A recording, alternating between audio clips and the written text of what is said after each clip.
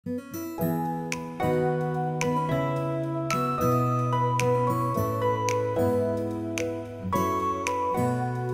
be with you. I'm Brother Jet. I'm Mike. I'm Fernan, and this is Usapang Tinapay. Amen. Hello mga Tinapay! Good evening mga kapatid. Namiss ko kayo. Yun, no? Amen. Welcome po ulit sa another episode ng Usapang Tinapay. Yes. Ang pinagdiriwang po natin ngayon ay ang Feast of the Dedication of the Lateran Basilica in Rome.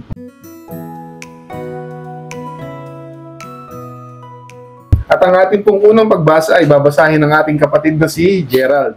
Amen. Okay, mga kapatid, ang unang pagbasa ay mula sa aklat ni Propeta Ezekiel.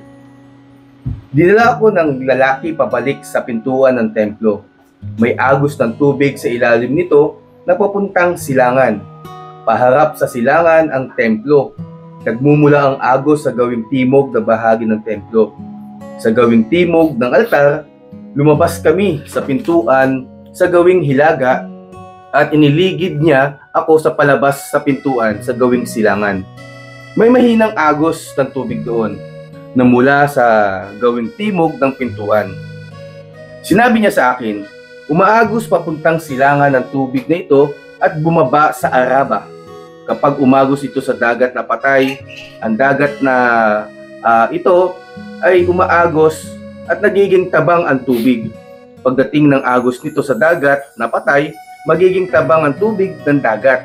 Magkakaroon ng lahat ng uri ng hayop at isda ang lahat ng lugar na maagusan nito.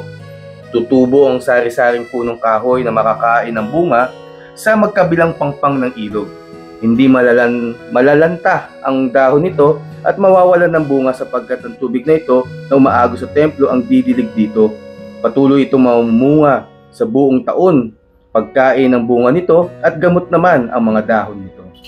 Ang salita ng Diyos. Salamat sa Diyos. So yun mga kapatid, no, napaka-inspiring ng ating unang pagbasa. Brother J, ano yung naging reflection mo dito sa first reading natin? Opo, dito, ikinikwento ni Propeta Ezekiel yung bahagi ng templo sa kahit anong parte o direksyon ng templo. Meron daw dito yung tubig na umaagos galing sa silangan na pinapasok daw itong isa mula sa timog. So iba't ibang klase ng direksyon na nabanggit dito ni Ezekiel. Pero ang pinupunto dito ni Propeta Ezekiel is yung tubig. So ano yung essence ng tubig na sinasabi ni Propeta Ezekiel dito? So ang tubig, ang sumisimbolo nito ay ang Diyos. So pinapaliwanag dito ni Propeta Ezekiel na kung saan man dumaloy itong tubig na ito, no, kung saan direksyon man siya galing, ito yung tubig na ibig sabihin, ito si Kristo. Alam naman natin, di ba, ang tubig, kahit walang pagkain, uminom ka lang ng tubig, busog ka na. So ngayon, pag ininom din natin o tinanggap din natin ang Diyos sa buhay din natin, magbubunga tayo. Kaya nasabi nga dito sa isang binasa, no, yung tubig daw na yun na dumaloy na galing templo, tapos pag dumaan to sa patay na dagat daw, magkakaroon daw to ng iba't ibang klase ng hayop o isda na mamumuhay doon. At sa gilid nun, may tutubo pang mga punong kahoy. Amen. At yung mga bunga nito, pwedeng pagkain, at yung mga dahon nito, at pwedeng maging gamot. Ano. So ibig sabihin nito, kung umaagos sa buhay natin ang Panginoong Diyos, no, at tinanggap natin ang yung buhay ng binigay sa atin ng Panginoon at kasama natin ang Diyos, mamumunga tayo na katulad ng puno na hinalimbawa dito ng Propeta Ezekiel. So, ang puno na tinuturing dito, na ibinibigay na example dito, is tayo yun dahil tinanggap natin ang ating Panginoon sa buhay din natin, magbubunga tayo ng isang mabuting kawangis, mabuting tao dito sa lupang ito, kung nasaan man tayo dito. Kaya pinupunto dito ni Propeta Ezekiel na ang Diyos talaga ang nagbibigay ng buhay sa atin. Amen. Di ba? Napaka-importante ng tubig sa atin kasi ang tubig daw ay buhay, which is tama. Pero dito, ang tubig na sinasabi ni Ezekiel ay ang Diyos ay ang buhay natin. Amen. Nice. Amen.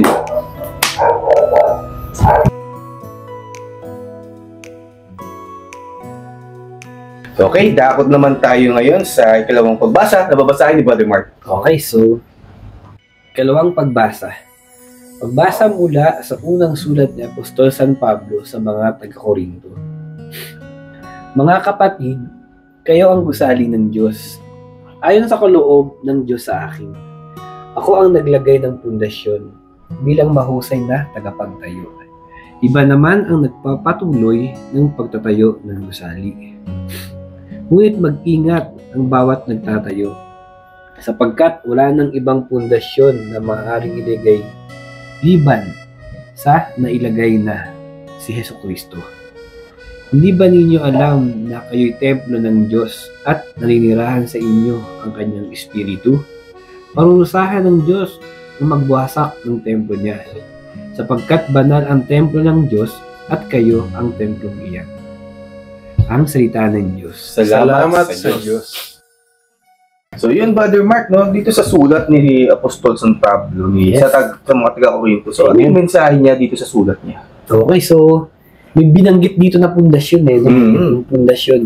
Ano ba yung pundasyon natin? Yes. O sino ba yung pundasyon natin? No?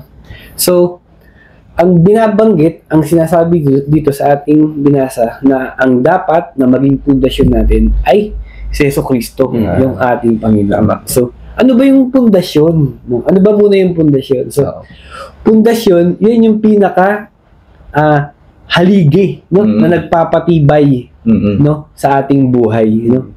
Diyan nakuha ng lakas, no? Ng strength, no? Ang bawat isa sa atin. No? So, ang ating Panginoon, alam naman nating makapangyarihan yan. No? Alam natin na siya ay all-powerful at sa kanya tayo pwedeng humugot ng lakas. No? So, tinuturuan tayo ng ating binasa na sa kanya tayo humingi ng tulong, humingi ng pag-asa, humingi ng mga kailangan natin para sa ating buhay. Amen. So, napaka-importante na alam po natin lahat yun. Kasi, mahirap po na sa iba natin kinukuha yung ating lakas, no? Sa karangyaan, sa kayamanan, sa mga material na bagay, sa pera, no? Kasi minsan akala natin, hindi, marami akong pera, marami akong ari-arian, marami akong pwedeng gawin, marami akong kayang gawin kasi marami akong pera, no? Makapangyarihan ako kasi may pera ako. Eh paano kung wala ka ng pera? Paano kung wala na yung mga ari-arian mo? Paano kung wala ka ng ibang mga kapitan? Yung buhay mo guguho. Kasi hindi malakas yung pundasyon mo. No? So, kung tayo pipili ng pundasyon, piliin natin ang ating Panginoon. No? At alam nating lahat na yung pundasyon na yun, wala yung katapat. Walang ibang kasing lakas nun. Walang ibang mas makapangyarihan pa dun. Kaya po, yung pundasyon na yan, actually, yung pundasyon na yan, nasa atin na talaga yan. No? Nasa sa atin na lang kung gagamitin natin siya o hindi. At sa binasa po natin, we are reminded na dapat yan lang tayo mag-cling o yan lang ang ating asahan, ang ating Panginoon. No? So sinabi rin dito na yung templo, no? Yung templo, yung ating mga katawan, no? Yung ating buhay, no? Ay ang templo ng ating Panginoon. Ibig sabihin, ang ating Panginoon ay nasa ating katawan. Kaya dapat linisin natin ito, no? Huwag nating pabayaan, huwag nating hayaang madumihan, huwag nating hayaang mapuno ng kasamaan, ng kasalanan. Kasi ang ating katawan ay templo ng ating Panginoon. At kailangan alam natin kung paano ito aalagaan. Paano ba natin ito aalagaan? Siyempre, kailangan mas patatagin pa natin to. Paano natin patatagin? Mas palakasin natin ang ating pananampalataya. Amen. At lagi lang tayong umasa sa ating Panginoon na kahit ano yung nangyayari, patuloy na magiging matibay ang ating templo, ang ating pundasyon sa ating Panginoon. Kasi, ngayon, laging may mga lindol, no? Isipin nyo na lang kung ang bahay natin ay mahuna. Isipin nyo na lang kung ang bahay natin ay iba yung pundasyon. Kung ang ating pagkatao ay iba ang pundasyon, naku, guguho talaga. So, ngayon, isipin natin kung ano ba yung pundasyong kailangan natin. Ang ating Panginoon ba? O yung mga pansamantala o temporaring pundasyon na alam nating mahuna. Amen. Amen. Nice. Nice po. Amen.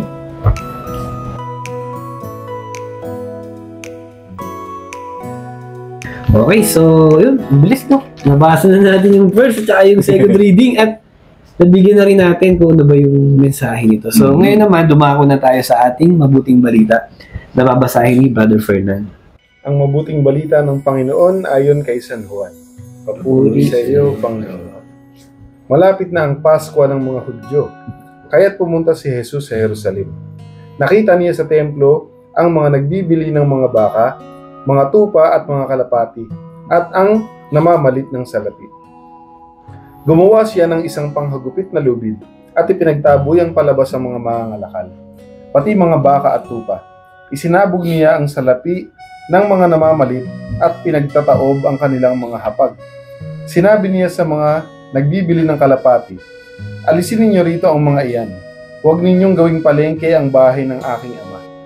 Naaalala ng kanyang mga alagad na sinabi sa kasulatan, ang aking malasakit sa iyong bahay ay parang apoy na nag-aalab sa puso ko. Dahil dito'y tinanong siya ng mga Hudyo, anong tanda ang maibibigay mo upang patunayang may karapatan kang gawin ito? Tumugon si Jesus, gibain ninyo ang templong ito at muli kong itatayo sa loob ng 3 araw.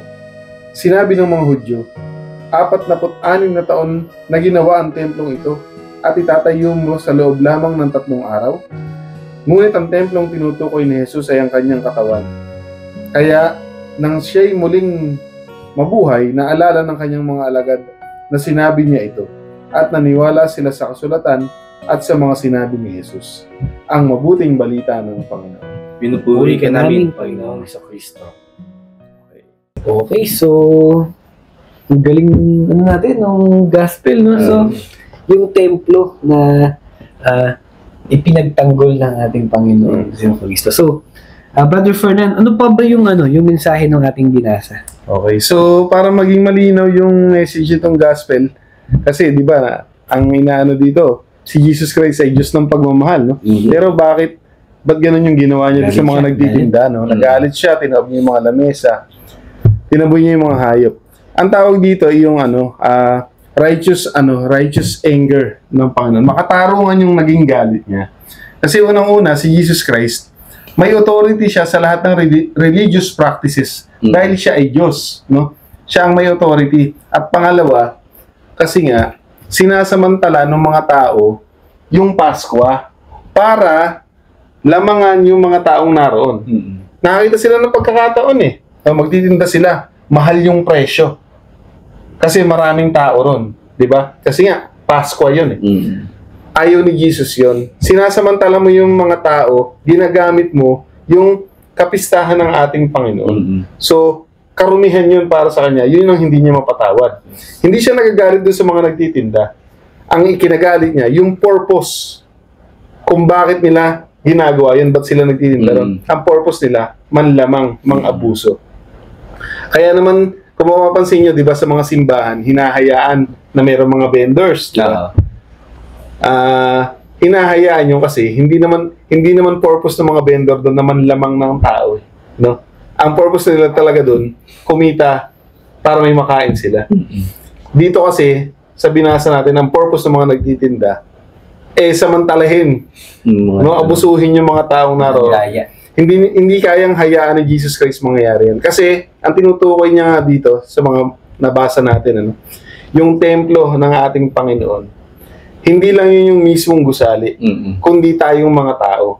So, inaalagaan ni Jesus Christ, hindi lamang yung simbahan na structure, kundi yung simbahan, most importantly, na tayo ang bumubuo. So, di ba tayo ang simbahan, tayong mga tao. So, yun. At ang isa pa doon, yung sinabi nga nagigibain yung templo at itatayo yung sa loob ng 3 araw, so tinutukoy ni Jesus Christ doon, hindi yung structure din, kundi siya mismo, no?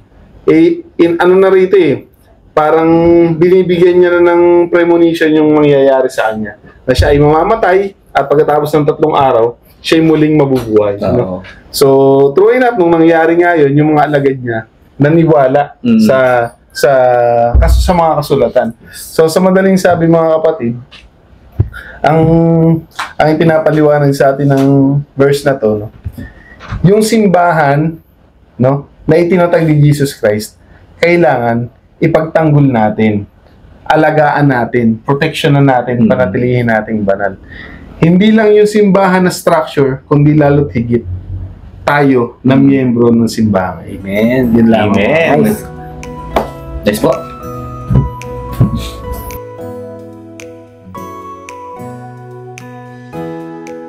Okay, so ngayon nabasa na natin yung mga readings, yung first, second, at saka yung gospel. So, Oo. ngayon naman, alamin natin kung ano ba yung connection ko, Brother Ferdinand. So, ang connection nito, syempre, yung templo, Mm. no? Na paulit-ulit na binabanggit, no? At most importantly, saan ba nagmula yung templo na to? Ano ba yung pundasyon nito? Which is si Jesus Christ. Nag-iisa, walang kapalit, no? Si Jesus Christ lang ang pwedeng maging pundasyon. Bukod sa sinabi ni Bromer kanina, no, na yung pundasyon, yan yung mismong pinagpapatungan ng structure, di ba, para matibay. Ang pundasyon, ang isa pang ibig sabihin yan, pinagmulan. So saan ba nagmula yung simbahan na pinapaniwalaan mo? Yung kinabibilangan mong simbahan, saan ba nagmula? Dapat kay Jesus Christ, kasi yun yung hindi natitibag na simbahan. At kung maalala nyo kanina sa first reading, no, may tubig na umaago sa ilalim, no? Yung tubig na yon, nadadalisay siya pag dumaan siya dun sa ilalim ng templo. At kung saan man makarating yung tubig, nagbibigay buhay. So kung ang simbahan na kinabibilangan natin, ang pundasyon si Jesus Christ, kahit ano ang dumaan dyan, kahit madumi pa yung dumaan dyan, paglabas niyan, dadalisayin niya ng ating Panginoon at magbibigay buhay kahit saan makarating. So tayo na miyembro ng simbahan, no? Tayo na kinikilala ang ating Panginoon, siya ang ating foundation, sa kanya tayo kumukuha ng lakas. Bilang miyembro ng simbahan, kailangan matapos tayong dalisayin ng ating Panginoon dahil tayo lumapit sa kanya. Kung saan tayo magpunta, kailangan magbibigay buhay tayo. No, ikakalat natin yung kanyang mabuting balita. Magbibigay tayo ng pag-asa at lagi nating ipapaalala sa mga kapatid natin na mahal natin sila, iingatan natin sila dahil tayo ay simbahan ng ating Panginoon. Ipagtatanggol natin sa mga masamang plano ng kalaban. Amen. Yun. Nice. Amen. Praise God. Praise God.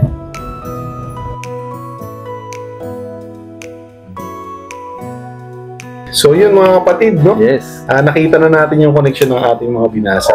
Brother Jay, ano naman yung magiging application mo nito? Oo, dun sa aking binasa, ang Diyos ay pinapakita dito na siya talaga yung buhay din natin. Amen. Diba nasabi ko kanina, ang tubig ay buhay talaga yan. Hindi tayo mabubuhay dito kung walang tubig. Pero sa sinasabi dito sa unang pagbasa, hindi tayo mabubuhay pag wala ang Diyos. So ngayon, ano ba itong tubig na sinasabi ko na si Jesus, ang Panginoon, ay tubig ng buhay? So ang sinasabi dito sa binasa ko kanina is yung salita ng Diyos. Dito tayo mabubuhay kung dala-dala din natin itong salita ng Diyos sa ating buhay. Tapos ginagawa pa natin siya in action. Amen. Sinasabuhay natin din siya in action. So, kaya kung tayo man ay nakakarinig na ng mabuting balita, dito mababago yung buhay din natin. Nakatulad ng isang puno na magbibigay bunga, pati yung mga dahon, magiging gamot daw to sa kahit anong sakit. Ganun din daw tayo. Magbubunga tayo bilang anak ng Diyos. Mabubuhay tayo na magdadala ng salita ng Diyos na magpo-proclaim sa lahat ng tao, kapwa natin, ng salita ng Diyos. So tayo din ang magiging daluyan ng salita ng Diyos sa ibang tao. Amen. Kaya sa tuwing tayo ay nagsisimba, ayan, so sa tuwing tayo ay nakakapakinig ng mga scriptures at pagbabasa ng Bible, so dito tayo mabubuhay sa salita ng Diyos. Amen. Amen. Nice. Amen. Praise God. So, para sa iyo naman, Brother Mark, so paano mo siya ma-apply sa buhay? Okay, so binanggit yung pundasyon, ano? So, paano ba natin patatatagin yung ating pundasyon, no? Paano natin mas palalakasin yung ating pananampalataya sa ating Panginoon. So, syempre, dapat hindi yan nakabatay sa ating emosyon. So, kailangan na maging consistent. No? Hindi porket nangihina ka, tinatamad ka, hindi ka na magsisimba. No? Hindi ka na magdadasal. Hindi ka na magro-rosary. No? Hindi ka na mamumunyon. Hindi ka na mangungumpisal. So, kailangan, ano man yung nararamdaman natin, tuloy ang pagsiserve. Tuloy ang pagmamahal sa ating Panginoon. Most especially yung pagsisimba. No? Kasi talagang nakakatulong yan para lumakas yung ating pananampalataya. Yung pagbabasa ng Bible, no?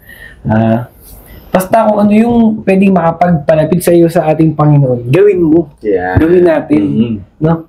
Kasi diyan lalakas yung ating pundasyon. Diyan mas titibay ang pundasyon na alam natin si Jesus Christ na alam natin makakatulong sa atin. Yes. Kumbaga, ang papalakasin natin, yung pundasyon matibay na talaga yan eh. Wala tayong magagawa yan, matibay na talaga siya. Yung paghawak natin sa ating Panginoon, yun yung kailangan nating palakasin, pag-aralang mabuti. Kasi, ang Panginoon naman, hindi siya nagbabago. Talagang malakas na siya. Pero tayo kasi, nangihina tayo, lumalakas, hihina, lalakas. So, ano man yung pinagdadaanan natin, ano man yung sitwasyon natin, kailangan tuloy na tuloy ang ating pananampalataya. Yes. No? At, syempre, alagaan natin yung ating katawan. No? Yung tinatawag na templo ng Holy Spirit ng ating Panginoon. No? So, paano natin naalagaan? Syempre, huwag mong dudumihan, huwag mong dudungisan, huwag kang magbibisyo, no? Huwag kang manonood, no? Lalo sa Facebook, no? Nang alam mo makakadumi sa iyong pag-iisip na magiging magiging distraction, no?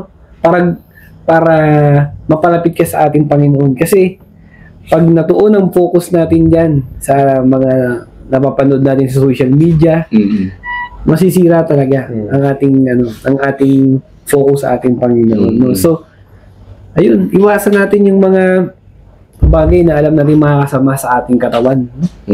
Labis na pag-iinom, yung pagdadrugs, no?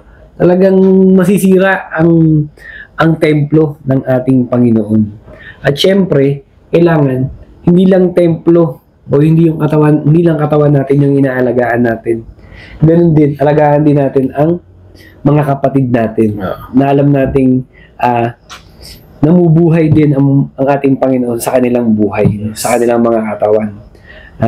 Palakasin natin sila, tulungan natin sila kung paano ba mas patatatagin, no, yung ating pananampalataya. No? Nasa tuwing manghihina sila, kailangan na andyan tayo, no? Para tulungan sila, para samahan sila sa mga pinagdadaanan, para ipagdasal sila, no? Para sila din, pag kailangan din natin ng lakas, no, kailangan natin ng tulong, na andyan din sila para sa atin. Amen. Para parehas kayong nagpapatibay ng ating mga pundasyon, ng ating pananampalataya, ng ating pagmamahal, ng ating relasyon sa ating Panginoon. At yun, wag lang sarili natin yung isipin natin. Amen. At isipin natin din maigi kung ano ba yung pinagdadaanan, ano ba yung nangyayari sa ibang tao, sa ating mga kapatid. Tama. Lalo't higit alam natin na ang Panginoon ay naandyan din para sa kanila. No? So, yun, ituloy lang natin yung pagpapatibay at pagmamahal sa ating Panginoon, sa ating pananampalataya. Amen. Yes. Okay, so yun, no? Grabe, ang ganda ng application binigay ni Je. Ako, sana nakatulong din, para maging mas maayos ang ating pananampalataya, mas mapalapit tayo sa ating Panginoon. At ngayon naman, pakinggan natin si Brother Fernand para sa aplikasyon. Okay, so ang application ng binasa natin, dahil nga it is about the temple of God, no? At ang foundation ay si Jesus Christ. Kailangan ma-recognize natin na si Jesus Christ ang ultimate dwelling place ng ating Diyos. Amen. Yes. At kung gusto nating makadaupang palad ang ating Panginoon, ang perfect na meeting place, syempre si Jesus Christ. Amen. The only way na makakaugnayan natin ang ating dakilang lumikha ay sa pamamagitan ni Jesus Christ. So, kailangan yung paggalang natin, pagmamahal, pag-aalaga, no? Ibibigay natin lahat yun sa ating Panginoon. Amen. Kasi, siya lang ang daan patungo sa ating Ama. Yes. Kung tayo, nire-recognize natin yung sarili natin na miyembro ng simbahang Katolika, kailangan lagi nating isa sa puso na si Jesus Christ, kaisa natin. Amen. Mm. Kung sinasabi mong kaisa mo ang Panginoon, hindi mo siya tatraidorin, no? Amen. Amen. Magiging tapat ka sa Kanya. Hindi po pwede na goods ka lang pag magkaharap kayo. Pag nakatalikod ka na, iba na yung ginagawa mo. So, ang sikreto, wag kang tatalikod sa ating Panginoon. Kailangan yung focus mo laging nasa Kanya. Yes. Kasi, sa Kanya mo lang makikita ang ating Ama eh. Amen. Walang ibang daan. Siya lang. Sabi niya nga, di ba? He is the way, the truth, and the life. Nobody comes to the Father except through Him. Mm-hmm. So, ano pa bang kailangan mong malaman? Kailangan maging faithful ka kay Jesus Christ. Amen. Kailangan gawin mong banal lahat ng encounter mo sa Kanya. At wag na wag mo siyang gagamitin para manlamang mga abuso ng kapwa. Alam niyo naman, doon nagalit si Jesus Christ, di ba? Talagang nagwala siya doon sa templo, no? As in, lumabas yung galit niya dahil hindi mo pwedeng sasamantalahin yung kanyang mga mahal, gagamitin mo pa yung okasyon na para sa kanya. Mm-hmm. So tayo, mga kapatid, wag na wag natin gagamitin yung pangalan ng ating Panginoon para sa pansarili nating pakikinabang. Tandaan po natin, pribilehiyo po na tayo ay naglilingkod sa ating Panginoon. Mm-hmm. No? Wag nating isipin na may authority tayo na manggamit. Maling-mali po yun. Amen. Ang kailangan lang natin gawin, maging tapat tayo sa ating Panginoon. Protektahan natin yung pangalan niya. No? Huwag nating gamitin sa mga kalokohan natin. Mm-hmm. Alam nating lahat. Maraming gumagawa niyan. No? Bukang bibig mo pa, idinudugtong mo pa. Minsan sa mura, idinudugtong pa yung pangalan ni Lord. So mag-isip-isip po tayo, mga kapatid, dahil baka hindi natin nalalaman dinudungisan natin yung pangalan ng ating Panginoon. Oo. At lalong-lalo na sa pamilya natin, no? Number 1, pakilala natin yung Panginoon sa pamilya natin. Yun ang una nating kapwa pamilya natin, para hindi lang ikaw ang member ng simbahan na kinakaaniban na nandiyan si Lord. Kailangan yung buong pamilya mo rin. Amen. So bottom line, mga kapatid, Jesus Christ is the ultimate dwelling place ng ating Panginoon. Diyan natin siya makakatagpo. So, alagaan natin, no? Alam ko, hindi tayo kailangan ni Lord. Nasa Kanya na lahat no? Pero, matuwa tayo. Binibigyan tayo ni Lord ng chance para makatulong sa Kanya, makapagbalik sa Kanya. So, ibigay natin lahat para sa Kanya. Dahil siya lang ang way para makarating tayo sa ating Panginoon. Amen. Yan lang po. Praise God. Yeah. Maraming Amen. salamat, mga kapatid. Ay, Thank you, mga bro. Thank you. Yes, Maraming salamat po muli sa pagsama niyo sa amin sa another episode na naman ng Usapang Tinapay. God. Muli, mga kapatid, kung nagustuhan niyo po yung kwentuhan namin, kung may napulot po kayong aral, please like, share, and subscribe. Nang sa ganun, matulungan niyo po kaming ikalat yung mabuting balita ng ating Yes. Panginoon. Mga kapatid, yung pong maliit na effort nyo, napakalaking value po sa amin. Meron din po dyan comment section. So kung ano po yung gusto nyo sabihin or shout out, so sasabihin po natin. So mag-leave lang po kayo dyan ng message. So Amen. follow na lang din po sa Facebook page group ng Usapang Tinapay. So Usapang Tinapay Podcast. So pa-like, share na lang din mga katinapay. Okay, so grabe, no? Ang dami nating natutunan ngayong gabi, mga Amen, kapatid, no? Mga amen. brothers. So, talagang sinabi dito na kailangan alagaan ang templo, no? Tama. Yung pundasyon, mas patibayin, no? At syempre, yung ating pananampalataya, mas patatagin din. Amen. No? So, mga kapatid, next week, syempre, may bago ulit tayo matututunan at samahan niyo po ulit kami. Amen. Amen. Mga kapatid, lagi po nating tatandaan Na ang tao ay hindi lamang sa tinapay na bubuhay. Kundi sa bawat salita ng Diyos. Bye-bye! Thank you!